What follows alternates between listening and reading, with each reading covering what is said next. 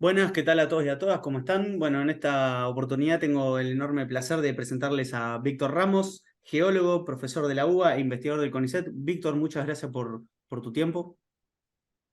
¿Qué tal, Francisco? ¿Cómo está? Para mí es un placer charlar contigo. Bueno, el gusto, por supuesto, que es mío. Bueno, comienzo por preguntarte por un disparador que salió recientemente a la luz, que es que para el 2025-2027 ya los británicos, en conjunto con una empresa también petrolífera israelí, que se denomina Navitas, ya tiene intenciones de explotar las cuencas petrolíferas en Malvinas y el Atlántico Sur.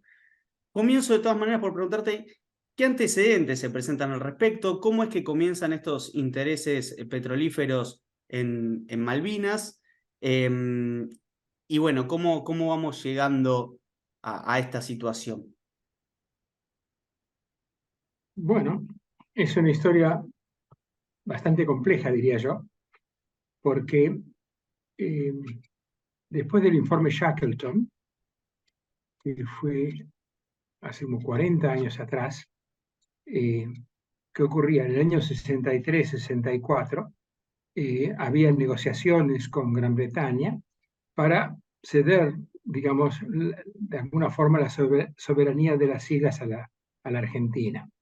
eh, Se había intentado hacer un encuentro, una solicitud a la Corte Internacional de la Haya, se habían puesto de acuerdo los dos países, pero súbitamente, a los pocos meses, desistió el Reino Unido de someterse a los tribunales internacionales.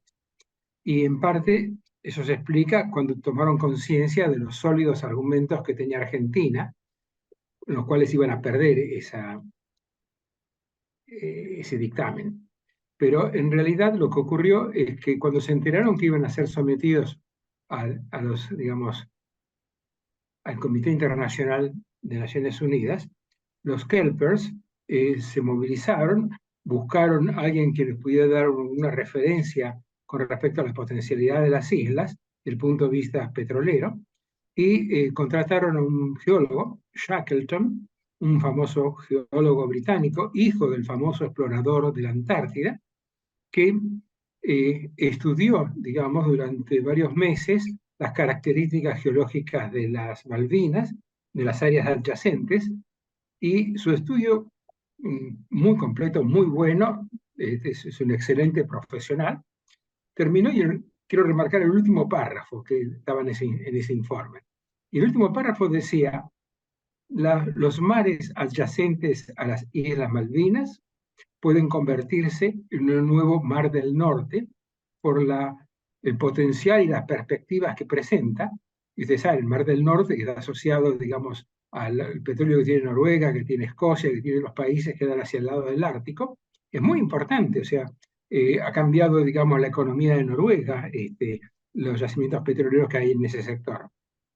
Cuando se enteraron de eso, clavaron el freno, se acabaron las discusiones, las conversaciones y todo eso, porque ese informe fue elevado al Reino Unido, y el Reino Unido, cuando tomó conciencia de eso, dijo: no, sería una insensatez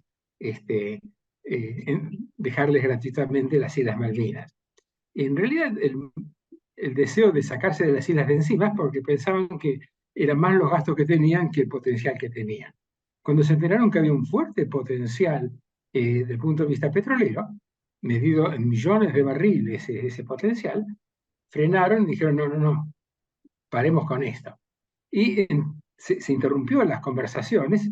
Durante el gobierno de Perón, el gobierno del año 74, 73, 74 que tuvo Perón, casi ya no estaban por entregar con muy opuesto las Islas Malvinas. Y, y a raíz de eso, ese informe que se presentó en el año 75, eh, cortó, digamos, cualquier tipo de comunicación. O sea que durante 10 años estuvimos a borde de recibir las Malvinas, yo diría casi en forma gratuita, con muy pocas condicionamientos. O sea, básicamente lo que decían es respetar los intereses de los isleños, o sea, no tomar ninguna iniciativa en contra de ellos, pero básicamente íbamos a recibir las Islas Malvinas. Ese es el puntapié inicial. ¿Por qué? Porque a partir de ahí empezaron a estudiar, bueno, es cierto lo que dice de Shackleton, él hablaba del potencial, había que ver si eso sea realidad. Y ahí se iniciaron toda una serie de exploraciones petroleras. Las hicieron compañías muy, digamos, junior o no las grandes compañías petroleras, porque compañías como la Shell, la Exxon, Pan American, esas compañías internacionales, tenían la, tenía la advertencia que si exploraban las Malvinas, se cortaban todos los negocios en Argentina. Y muchas de esas compañías, no todas, tenían intereses petroleros importantes en la Argentina. Entonces, todo ese estudio de exploración petrolera lo hicieron compañías, digamos, de segundo orden, segundo, tercero en el ranking. Pero a pesar de ello, encontraron que había un par de cuencas que podían ser interesantes. Por la proximidad a las Islas Malvinas, se eligieron la cuenca de Malvinas Norte y la cuenca de Malvinas Oriental. La exploración se concentró en las Malvinas Norte. Y al concentrarse en las Malvinas Norte, encontraron que había muy buenos plays, o sea, plays llaman a la configuración de premisas que permiten pensar que puede haber un sistema petrolero en profundidad. Vieron que había posibilidades. Hicieron varios pozos, demostraron que esas posibilidades existían y se entusiasmaron. Dicen, caray, podemos llegar a explotar petróleo en las Malvinas. Ahora, es interesante el siguiente punto. Cuando hicieron el análisis económicos, encontraron que si querían explotarlo con una base de operaciones en la isla Ascensión, que está más de, no sé exactamente, pero varias miles de millas o de kilómetros lejos de las Malvinas, el costo de la operación iba a ser muy caro. Entonces, empezaron a ver qué posibilidades había de hacer con un puerto cercano. El puerto más cercano que tenían, de aguas profundas, donde podían entrar barcos con equipamiento, etcétera, etcétera, era San Julián. Y para ello necesitaban que el gobierno argentino los autorizara a utilizar como puerto de operaciones en Malvinas Norte el puerto San Julián. Desde ya que durante los gobiernos, digamos, progresistas que hubo entre el año 2003 y 2015, no había ninguna posibilidad de tener acceso a esos puertos. Y empezaron a pensar en una posibilidad cuando vino el gobierno que dirigió al país entre 2015 y 2019. Y eso los hizo, digamos, entusiasmarse que quizá podía utilizar ese puerto. Fíjense, estamos hablando de algo de 300 kilómetros en comparación a 3.000 o más. O sea, es 10 veces el orden de magnitud de lejanía. El costo se incrementaba muchísimo si tenían que hacerlo a través de un puerto en la isla Ascensión. Ahora, ¿Qué pasó? discúlpame, me quedé ahí un poco en el medio, que fue el momento del descubrimiento de estas cuencas. ¿Eso en qué momento es? Digamos, ¿qué sucede, hacia grandes rasgos, si querés, ¿no? Pero ¿qué sucede en ese bache, si lo queremos poner así, entre el 76, cuando fue la misión Shackleton, hasta el 2003, digamos? Ahí se van allanando entonces estas cuencas. ¿Pasó? ¿Qué pasó? Es importante tu pregunta, porque lo que hicieron fue exploración geofísica. Fueron con barcos, hicieron líneas sísmicas, las líneas sísmicas demostraron que había cuencas, y todo eso iba siendo positivo. Entonces, cuando fue siendo positivo, hicieron las primeras perforaciones. Las perforaciones, después de varios años de exploración, le demostraron que realmente había posibilidades de encontrar había posibilidades de encontrar petróleo. Entonces hicieron las perforaciones, el sistema funcionaba y ahí empezaron a tratar de cerrar el circuito económico. Con el puerto en la isla Ascensión no le cerraba el circuito. En los últimos años, debido a muchos motivos, en particular, por ejemplo, la guerra con Ucrania, ha hecho que el costo del barril de petróleo se haya incrementado considerablemente. Entonces, lo que antes no era económicamente explotable, ahora puede ser económicamente explotable. Y se dieron cuenta que realmente la forma de hacer eso económicamente explotable es hacer un puerto de aguas profundas en las Islas Malvinas. Hasta ahora no hay ningún puerto de aguas profundas en las Islas Malvinas. Las aguas superficiales son muy rasas, no hay gran profundidad. Cuando uno va a las Islas Malvinas tiene que bajar del barco, subir una lancha, y la lancha después de 15, 20 minutos llega a la costa. O sea que no hay puertos de aguas profundas. Y si hablamos de explotación petrolera, necesitamos puertos de aguas profundas que tengan realmente capacidad para traer grandes equipos, torres de perforación, todo lo que hace falta para hacer esas perforaciones profundas ya en una forma sistemática. hubo una decisión, aparentemente, que se piensa que puede estar entre el 24 y el 25 terminada, de hacer realmente un puerto de aguas profundas. No sé Mm, exactamente en qué condiciones y en qué lugares, pero sí hay intenciones de hacerlo. Y por eso ahora se habla que en el 24-25, con un puerto de aguas profundas y lo que tienen ya sondeado, perforado, que puede ser económicamente rentable, se puede cerrar el circuito. claro, me quedé pensando un poco en esta. Te iba a mencionar que, claro, en esta cuestión estructural y estratégica, ¿no? Y otra cuestión también de los contextos, que claro, hoy nos vemos interpelados o atravesados por la guerra en Ucrania. Vale aclarar que 3 años antes de lo que había sido la investigación Shackleton, estábamos atravesando por un proceso de crisis del petróleo, es decir, también cómo esos intereses petrolíferos en el 76 entraban también perfectamente con un contexto adverso en cuanto a la exploración y explotación de petróleo. Y que, claro, estaba en cuestión esto que acabas de mencionar, que es muy interesante, que es un puerto de aguas profundas, ¿no? Que es como, parece ser, como esta puerta de entrada a, bueno, efectivamente empezar a garantizar entonces la explotación, que es un poco entonces lo que te iba a consultar ahora. ¿Qué, qué fichas había o qué procesos tenían que suceder para que efectivamente, digamos, se termine de tomar esta decisión? Bueno, vos acabas de mencionar una, no sé si habrá otras por detrás, es decir, la No, hay posibilidad, varias. ¿No? te Es escucho, buena esa ¿sí? aclaración porque Es hay decir, varias. claro, es decir, ¿en qué momento empieza a ser redituable la explotación en el Atlántico Sur, en tanto que no sea tan costoso el proceso de explotación, por ponerle un término, ¿no? Y bueno, ¿qué más puede llegar a ver? Eh, Hay varias cosas convergentes en ese sentido. Siempre se ha dicho de que en la plataforma continental, en aguas someras, no en aguas muy profundas, el, el petróleo tiene que varía entre 60 y 80 dólares el barril para que sea económicamente explotable. Eh, las Islas Malvinas estaban muy lejos de eso, era mucho más caro explotar. Entonces, hubo dos cosas que gatilló, digamos, la potencialidad de hacer un puerto de aguas profundas. Uno es que ya se había constatado la presencia de petróleo en ese sistema petrolero en la cuenca Malvinas Norte. Entonces, el riesgo bajaba muchísimo porque sabía que petróleo había. Había que ver en cuánta cantidad. Pero además de eso, se siguió explorando en los alrededores de la isla, especialmente en el sector oriental.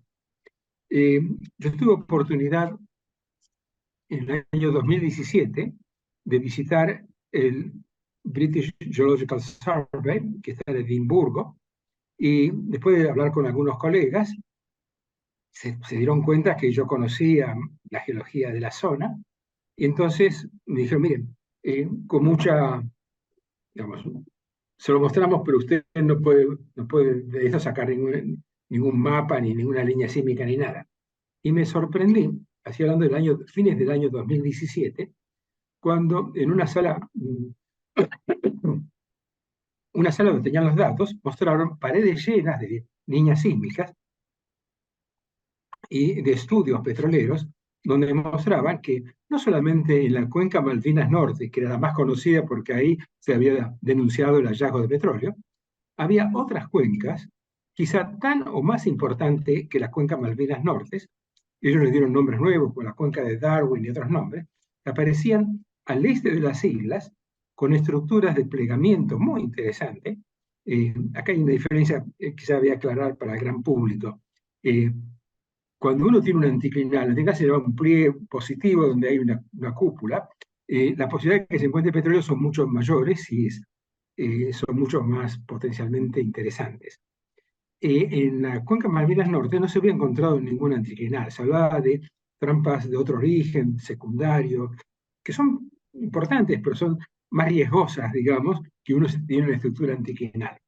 La sorpresa fue que en la cuenca que estaban al este de las Malvinas, como la cuenca de Darwin, aparecían estructuras anticlinales con el mismo sistema petrolero que tenía la cuenca Malvinas Norte. Eso garantizaba de que en esa situación iba a ser el potencial mucho más alto que las Malvinas Norte. ¿Qué ocurrió? Que cuando las Malvinas se separaron del continente africano, hubo toda una serie de fallas de desgarro, unas fracturas que permitieron el despegue, que produjeron una serie de plegamientos de estructuras en la parte norte y este de las Malvinas. Esas estructuras son de mucho interés petrolero. Entonces, muchas de esas estructuras no se han perforado todavía y está el potencial de perforar. Pero si en lugares menos potenciales como las cuencas Malvinas Norte encontraron petróleo, ellos piensan que podría haber mucho más interés en las cuencas del este. Me acuerdo que cuando yo vi esas estructuras tan hermosas y esos mapas tan interesantes, les dije, bueno, ¿y cuándo van a dar a conocer este tipo de cosas? ¿Cuándo lo van a publicar? Y le dijo, mire, tenemos un embargo porque las compañías petroleras que hicieron la exploración nos pidieron un embargo mínimo 6 meses antes de dar a conocer estos datos. Pasaron 6 años y no los dieron a conocer todavía. Significa de que no tienen interés en hacer pública esa gran cantidad de datos que tienen de esa parte de las islas, que son los que apoyan la idea de hacer un puerto de aguas profundas y facilitar el costo económico de la exploración.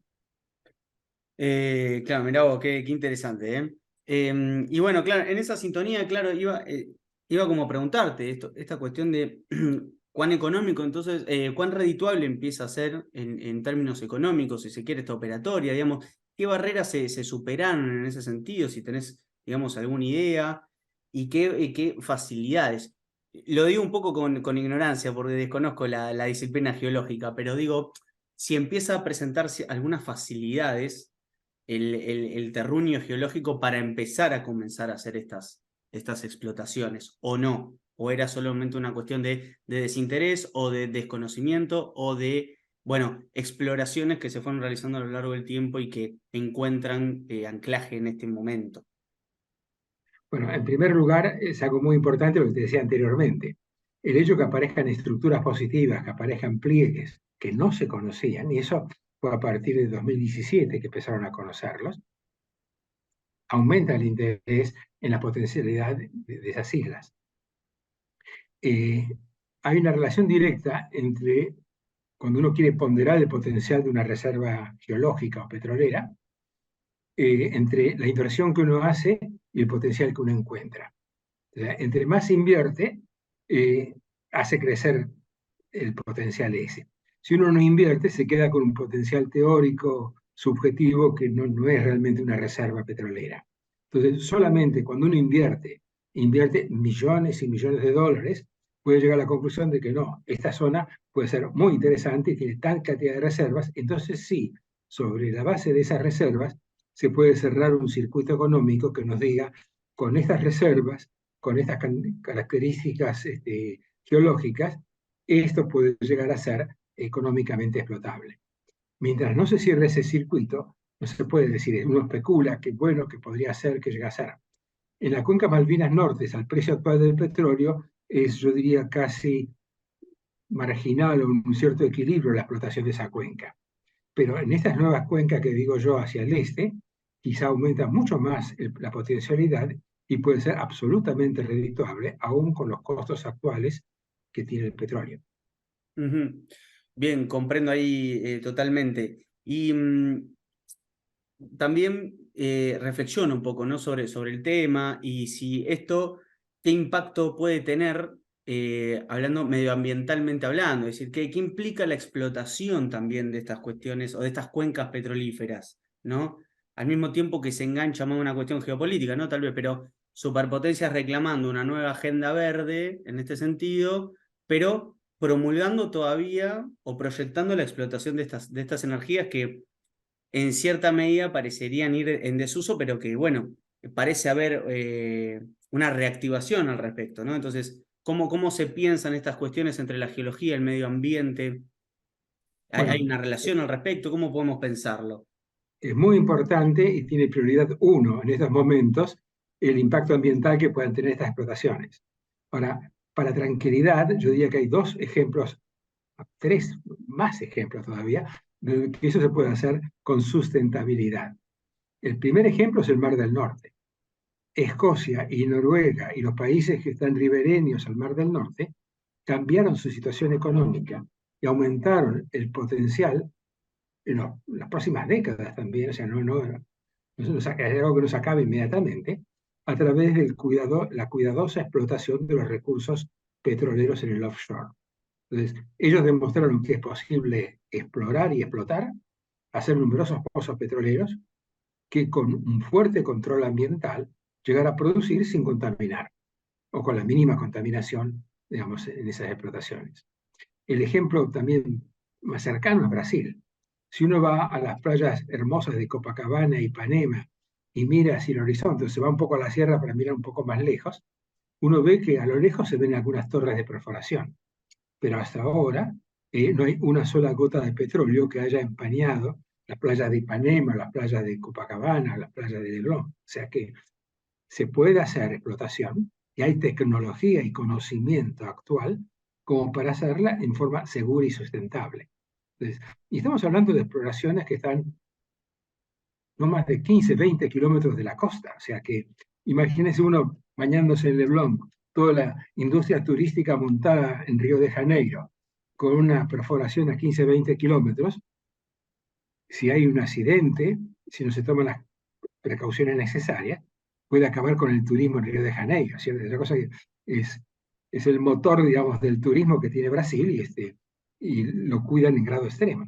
Entonces, eso que ocurre en Brasil también ocurre en el Golfo de México. O sea, tanto México como Estados Unidos tienen explotación en offshore en situaciones muy parecidas de distancia y profundidad a las que se quieren hacer en las Malvinas, sin tener mayores problemas. Hoy día se puede hacer.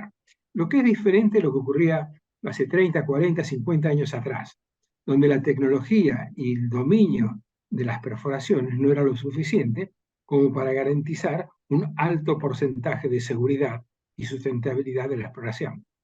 Hoy día, con una buena ley ambiental que existen, y un buen cumplimiento de esas leyes, se puede hacer una muy buena explotación en el offshore.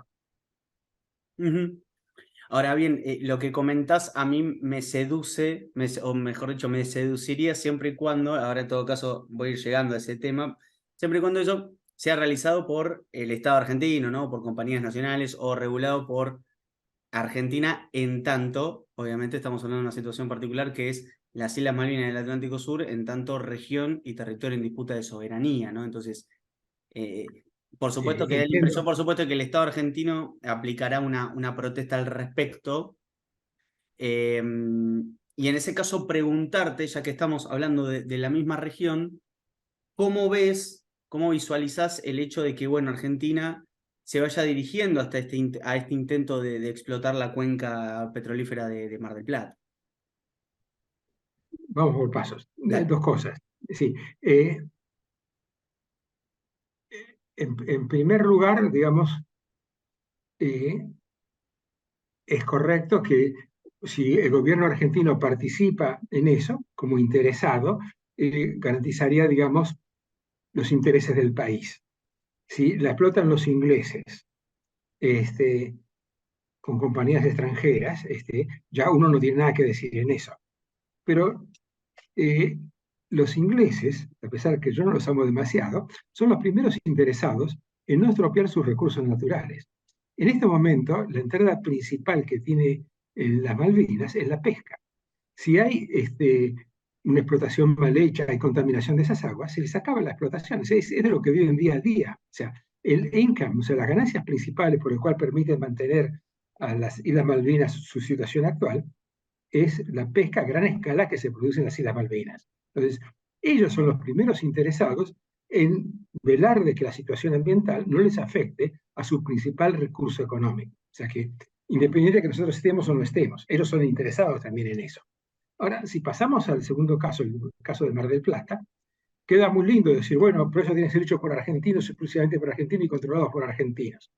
Pero es cierto también que la experiencia, los años de exploración en aguas profundas, como es el caso de Mar del Plata, no los tiene Argentina. Ahí me gustaría contar el caso de Brasil. Brasil en la década del 70 estaban por bajar la cortina. ¿Por qué? Porque habían contratado un equipo de expertos para evaluar la potencialidad petrolera de Brasil. ¿Cierto? Fue un equipo de primerísimo nivel, eran extranjeros, no eran brasileños, estudió todo Brasil y dijo, señores, lo que tenemos tierra adentro, o sea, onshore, o sea, en tierra firme en Brasil, no tiene mucho futuro. Va a alcanzar para localmente en algunos estados abastecer de petróleo. Brasil, la única esperanza que tiene de llegar algún día al autoabastecimiento y a tener petróleo suficiente o gas, o sea, hidrocarburos suficientes para ser autoabastecerse, es el offshore. Ellos no tenían en esa época nada de exploración y explotación en el offshore. Y a partir de 25 años continuos de fuerte inversión en el offshore, hoy día tienen grandes yacimientos de primerísimo nivel internacional y sin ningún problema se pueden abastecer de gas y petróleo en función de la inversión que hagan. O sea que hay grandes reservas en Brasil. Entonces, ellos hace ya décadas que vienen haciendo perforaciones profundas, igual que los noruegos o los escoceses. Entonces, ¿qué es lo que ha hecho Argentina en Mar del Plata? Se asoció YPF con socios procedentes de Noruega, procedentes de Petrobras, que tienen amplia experiencia en perforaciones profundas. Y no lo hicieron para delegar soberanía, lo hicieron porque tienen que dar garantías que la tecnología que aplican es la mejor, es la que se está en la frontera actual del conocimiento tecnológico, y es una forma de garantizar y evitar que no puedan tener problemas ambientales en esa zona. Claro, sí, por ahí lo de YPF, ¿no? Y esta explotación en Mar del Plata había entrado obviamente un poco siempre en discusión por, bueno, posibilidad de contaminación, que un poco ya ha despejado los caminos a seguir que habría que hacer sobre el tema, y porque YPF también se había asociado a ciertas empresas, creo que era Chevron y otras británicas, que, bueno, prestaban un poco a la confusión en el sentido de que, bueno, ¿qué explotación vamos a realizar, ¿no? Es decir, comprendo ahí el carácter de no se puede una soberanía total, y más como un país subdesarrollado o en vías de desarrollo como Argentina, que no posee esa industria pesada, pero bueno, hacerlo con, digamos, con criterio tal vez, ¿no? Y bueno, como siempre esta cuestión de los recursos naturales atraviesan Sí. esa discusión. Criterio a YPF le sobran. Lo que muchas veces, además del criterio, hace falta know-how, o sea, falta conocer cómo hay que hacer eso, y eso se logra a través de años y años de ejercer esas técnicas, ¿cierto? El caso de Chevron era típico, o sea, Argentina empezó a desarrollar vaca muerta sin tener el know-how de las últimas novedades de explotación de recursos no convencionales. ¿Y cuáles eran esas novedades? Era el dominio de la perforación horizontal. O sea, si en la perforación vertical llegaban al horizonte petrolífero y estaban a veces 4 o 5 más kilómetros paralelos al horizonte petrolífero. Chevron tenía el dominio y estaba a la vanguardia de ese tipo de perforaciones. Entonces, YPF hizo un convenio, contrató a Chevron para ir de socios en esa explotación de vaca muerta. Y Chevron dijo, mire, yo no tengo ningún problema de ser socio de ustedes, pero la tecnología que vamos a aplicar, la vamos a aplicar entre YPF y yo, y nosotros, o sea, Chevron, no es pública, o sea que pedimos una cláusula de garantía de no hacer públicas las tecnologías que vamos a aplicar. Y eso generó una serie de problemas tremendos, discusiones. ¿Cómo es que firmaron un contrato que es privado, que no podemos conocer qué es lo que hay en el contrato? Se armó un ruido bárbaro con eso. Como diciendo, claro, estos entrevistas hicieron un contrato para regalarle a Chevron toda nuestra soberanía y recursos naturales. Una mala interpretación de los hechos, porque lo único que hizo Chevron es pedir una garantía en las tecnologías que iban a aplicar. Claro, esas tecnologías para desarrollarlas salen millones, centenares de millones de dólares. Entonces, ellos no la regalan a cualquiera. O sea, si sos socio, las podés compartir. Pero otra compañía que no es socio de eso no tiene por qué aprender de ese tipo de tecnologías en forma gratuita, que otros han invertido muchos millones. Y No, otra cosa claro. otra cosa que me gustaría mencionar que no se pasó por alto, es que cuando se hablaba de hacer una perforación frente a Mar del Plata, a 300 kilómetros de la costa, había gente desangrándose en la playa diciendo, nos van a empetrolar nuestra querida Mar del Plata. A mí me encanta Mar del Plata, soy fanático de Mar del Plata, pero hay que poner las cosas en perspectiva, diría yo. Si en Ipanema, en Leblon y Copacabana, 14 kilómetros no se contaminan, es mucho más difícil, ni queriendo a veces se puede contaminar algo que está a 300 kilómetros. ¿Por qué digo eso? Porque las corrientes, como la corriente de las Malvinas, que se conoce, una de las corrientes oceánicas más poderosas, que viene del sur hacia el norte, barren toda nuestra plataforma continental. Y si uno tira mar adentro, está hablando de 200, 300 kilómetros de distancia de la costa, cualquier cosa que flote, eso normalmente las corrientes de esas oceánicas la van a llevar hacia el norte, o sea, la van a llevar hacia el mar adentro todavía. O sea que las posibilidades que Mar del Plata se contamine por un pozo a 300 kilómetros de distancia, del punto de vista geológico, del punto de vista del conocimiento de la plataforma marina del mar epicontinental, es un absurdo. No Ujú. hay ninguna posibilidad de contaminación. Y habría que abrir, hacer una cañería y tirar todo el petróleo hacia Mar del Plata para que Claro. pase algo así. No es el caso. Sí, bueno, comienzo por esto último. Sí, evidentemente, o volvemos a esta idea anterior que es bajo ciertos protocolos y bajo cierta seguridad ambiental y ciertos mecanismos de control, evitar que, bueno, donde se haga el pozo haya un derramamiento o un potencial peligro que contamine el medio ambiente, etcétera. Ahora, si lo anterior, por supuesto, está regulado, bueno, esa explotación seguramente tenga anclaje y su desarrollo. Siempre creo que la discusión va por ahí, por el nivel de seguridad y de compromiso de ciertas empresas o del Estado argentino en este caso a, bueno, garantizar eso. Sí, Y, y- una y aclaración, con una lo aclaración anterior, técnica. Sí, una no, aclaración. quería cerrar lo de Chevron, que evidentemente, digamos, fue un tema en donde tal vez el juicio que se le hizo parte de las militancias progresistas, cierto riñón kirchnerista también, que el problema no era una empresa extranjera per se o de por sí, ¿no? Sino los antecedentes que tenía Chevron, y donde ahí el kirchnerismo peca un poco en vez de, no sé, contratar a otra empresa. Lo digo un poco, mitad sabiendo, mitad no. Creo que fue un poco también por ahí, venía con un mal antecedente en Ecuador, Chevron, entonces ahí fue donde eh, Bueno, le endilgan al kirchnerismo esta idea de justo a Chevron que venía de hace poco tiempo con esta y no otra empresa, por ejemplo. este, primero en este caso, la selección fue tecnológica, eran los tipos que mejor sabían del tema. Ujú. Pero además de esto, si uno analiza cualquier empresa petrolera, tuvimos que son la Exxon, no quiero hacer nombres para no, pero cualquier compañía petrolera, y uno analiza a través de las décadas, han hecho desastres por todos lados. Pero ese desastre indica, digamos, cómo han progresado la tecnología, porque mismo YPF, para no echar la culpa a los extranjeros, YPF en sus primeros años hacía una perforación, encontraba petróleo, y si no tenían donde almacenarlo, hacía unas cubetas y nomás tiraba el petróleo afuera hasta que lograban hacer el oleoducto y lo que sea. Entonces, YPF en sus primeros años contaminó por todos lados, pero eso era falta de conocimiento tecnológico, falta de inversiones, era normal. Cualquier empresa, hace 30, 40, 50 años atrás o 20 años atrás, no tenía el conocimiento que tiene actualmente, ¿cierto? Entonces, analizar desde el punto de vista histórico lo que ha hecho una empresa, la Exxon, por ejemplo, contaminó todo el Mar del Norte, ¿cierto? Pero a raíz de las contaminaciones del Mar del Norte que hizo en el norte de Estados Unidos, en el norte de Alaska, aprendieron muchísimas cosas. Ahora las probabilidades que ocurra algo de ese tipo son mucho menores. Entonces, yo diría, no, a la Exxon no lo contrato más porque mira lo que hicieron en el Mar del Norte. Así no se razona, diría yo. Hay que ver qué garantías de la situación actual tienen. Pero lo que quería comentarte es mucho más importante. O sea que, no quiero poner nombres para no tener, por ejemplo, tal compañía extranjera que se asocia con YPF, va a ser un pozo con alta tecnología. Ellos son los principales interesados que el pozo les salga bien, que no contaminen y que hagan un gran negocio.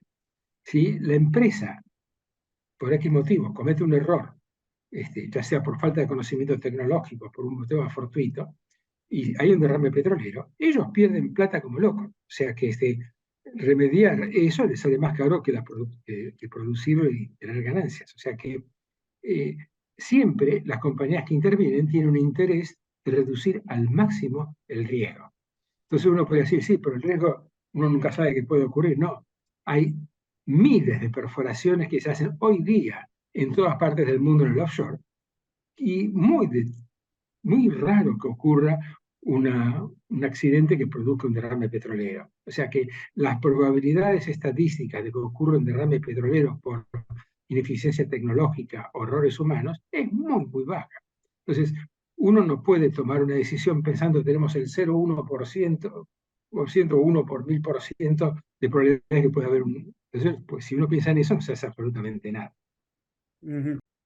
Bueno, bien, y te consulto más yendo bueno, a cuestiones vinculadas a tu disciplina, la geología, ¿no?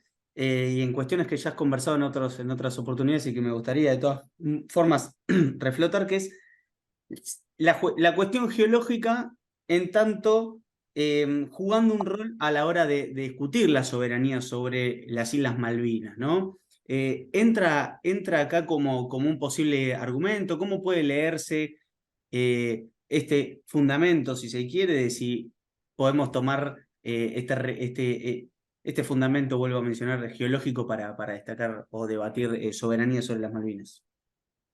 Yo diría, en primer lugar, los fundamentos tienen que ser históricos, jurídicos y basados en la jurisprudencia, basados en el derecho internacional. La geología no tiene nada que hacer en esto. Pero ¿qué ocurre? Los Kelpers, durante muchos años, y los ingleses también, cuando vieron que estaban flojos de papeles en forma del punto de vista histórico, del punto de vista jurídico, del punto de vista de la jurisprudencia previa, no tenían demasiados derechos, empezaron, a partir de una teoría, a querer fundamentar los derechos sobre las Malvinas en función yo diría, de unas ideas locas, locas del punto de vista geológico, porque estoy hablando del año 1952, un geólogo, Eide se llamaba, había propuesto, en el año 50 recién se empezaron a mover los continentes y recién se aceptaba, no habíamos llegado todavía a la tectónica de placas, hablaba de la deriva continental, que algunos continentes se podían mover. Él estudió las Islas Malvinas y encontró que eran muy parecidas a las del Cape Town, el sistema que aparece al sur de África. Y dijo, uy, en el sistema de Cape Town, el sistema del Cabo, en Sudáfrica, hay un sector cerca a Natal donde hay un agujero, no se sabe cómo sigue porque en tierra firme no hay nada. Y se le ocurrió que si tomaba las Islas Malvinas, las desplazaba, las ponía patas para arriba, o sea, el norte en el sur y el sur en el norte, y las ubicaba en ese lugar, había una continuidad con respecto a eso. Eso es algo, diría yo, altamente subjetivo, altamente especulativo, que no hubiera tenido jamás razón de ser, digamos. O sea, no, una charla de café te puede dar una explicación a vos de ese tipo y decir, sí, podría ser interesante, pero nada más. Desde el punto de vista científico no tiene ninguna validez. ¿Qué pasó? Se hicieron unos primeros estudios paleomagnéticos y los datos paleomagnéticos, a los que no conocen la técnica, toman una roca, estudian cómo era la dirección del polo norte, digamos, en el momento de su depositación, y sobre esa base pueden saber si el polo norte es el mismo que el actual o hubo otro polo norte. Entonces, en base a eso puede ver si la isla rotó o no rotó, o el bloque se rotó o no rotó. ¿Qué pasó? Hicieron, digamos, en 3 sectores, un estudio en cada una de 3 zonas de la Gran Malvina. El primer estudio en la parte norte de la Gran Malvina, le dijeron, uy, hay una rotación como de 100 grados, 120 grados en esta isla, que se puede ser explicada con un montón de alternativas. Hicieron un segundo estudio más al sur, no les dio nada con nada, o sea, no pudieron confirmar eso. Hicieron otro estudio más al sur, peor todavía, no tenía nada que ver. Entonces, en función de ver qué hacemos con ese primer estudio que indicaba rotaciones, alguien trajo a colación lo que dijo Eide. Miren, Eide había dicho que si giramos las Malvinas las podemos poner allá. Puta, eso es lo que necesitamos, dijeron. Entonces, sacaron un artículo en la revista Nature diciendo las Malvinas podrían llegar a ser una microplaca que saliendo de Sudáfrica rotó y terminó en esa posición. Y lo interesante de esto es un pequeño artículo que apareció en Nature, y el editor de Nature, que lo puso en la tapa, digo, el estudio desde el punto de vista científico era una porquería. Lo único interesante es que, en cierta forma, podía llegar a confirmar una vieja hipótesis que tenía Eide en el año 52. El editor lo puso en la tapa, y puso en la tapa de Malvinas Island, a microplate, con signo de interrogante. Entonces, en la editorial El dice, traducido miren, sería sería las Islas Malvinas, una microplaca que ha rotado y venido de África, o sea, algo claro. así. Mm. Entonces, y lo puso con signo de interrogante. ¿Esta Y etapa en de el Nature, cuándo fue esta? 84, 85, si me Está acuerdo bien. bien. Y ¿qué ocurrió? En el editorial, el editor dice, acá tenemos un trabajo muy especulativo, pero interesante, si llega a ser cierto. Porque nos dicen que la isla Malvinas es una microplaca. Entonces, dice, pero igual eso tiene muchos problemas por tales y tales y tales motivos, es muy poco probable que no sea. Ya. De todo eso la gente se olvidó. Del signo de interrogación se olvidaron. Y dijeron, puta, si es una etapa de Nature debe ser cierto. Y a raíz de ahí hubo como 15 o 20 trabajos posteriores que, basadas en lo que decía esa etapa de Nature, trataron de explicar por qué las Islas Malvinas se habían rotado. Y eso motivó de que nos juntáramos un grupo de científicos argentinos, especialistas en paleomagnetismo, especialistas en geocronología, ¿no?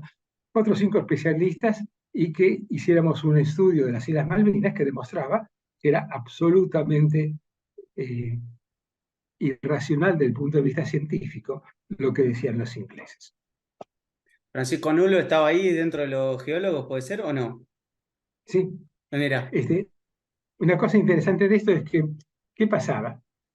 Eh, Eso tuvo mucho ruido y aceptación porque no tenían otra. Los Helper estaban felices de poder decir, las islas no eran de Sudamérica, venían de África, no tenían nada que ver con nosotros. Desde el punto de vista de la jurisprudencia, no tiene ningún valor eso. Porque, por ejemplo, qué sé yo, la Patagonia vino de la Antártida. mm, Al día de mañana, si algún gobierno de la Antártida dice, no, nos tienen que volver a la Patagonia porque vino de allá, no tiene claro. ningún sentido. Lo que ocurrió hace 150 millones de años no tiene nada que ver con la jurisprudencia de cómo se distribuye, se discute la soberanía de los países. Entonces, Ujú, a falta de otra razón, se prendieron, se agarraron de esa y dijeron, los estudios científicos demuestran que las Malvinas no son de América del Sur. Minga, hace claro. 150 millones de años. No tienen ningún valor ni histórico, ni de la jurisprudencia, no tiene valor de nada eso. Puede ser una discusión científica lo sumo. Mira, yo desconocía completamente que que los isleños o parte del cientificismo británico se había como atribuido con esta hipótesis, ya con esta teoría de decir, che, no, las Malvinas no se desprendieron, confirmamos cualquier cosa, no se desprendieron de la Patagonia, sino del continente africano, ¿no? Y a partir de ahí, bueno, generar esta confusión. Es decir, tomarlo como recurso a la hora, de ir a un tribunal internacional o a la hora de justificar sus pretendidos derechos sobre las islas. Una cosa interesante, cuando uno ponía Falkland Islands webpage, lo primero que cuando uno llegaba a esa página se encontraba un hermoso mapa donde mostraban las Falkland Islands, estaban aquí, fueron rotando y terminaron acá abajo. O sea, eso es lo primero que mostraban. Después de la lluvia de munición gruesa que le hicimos a ese mapa, Claro. sacaron el mapa, ya no está más, ahora ya no utilizan eso y ponen ahí como 10º punto. Esto también es corroborado por sus estudios científicos, demuestran que las Malvinas vienen de África. Pero antes era la primera y única argumento que tenían para mostrar. Mirá qué interesante, ¿eh? Y bueno, habrá que seguir un poco el rastro de si lo siguen o no diciendo, porque bueno, evidentemente si no tiene sustento afirmar esto y nada, tomar este pretendido derecho geológico, nada, obviamente termina siendo una nimiedad, como acabas un poco de mencionar. Bueno, Víctor, hasta acá un poco llegó mi hoja de ruta. Eran un poco los temas que quería conversar con vos. No sé si se te surge otro para dialogar. Mencionaste la Antártida, no sé si ahí también hay proyecciones de explotaciones petrolíferas en curso. Entiendo que hay sondeos, pero obviamente la Antártida presenta otras dificultades también diplomáticas que ¿No? obviamente impiden este despliegue, ¿no? En la Antártida hay un acuerdo entre todos los países antárticos para no explotar yacimientos petrolíferos ni yacimientos mineros.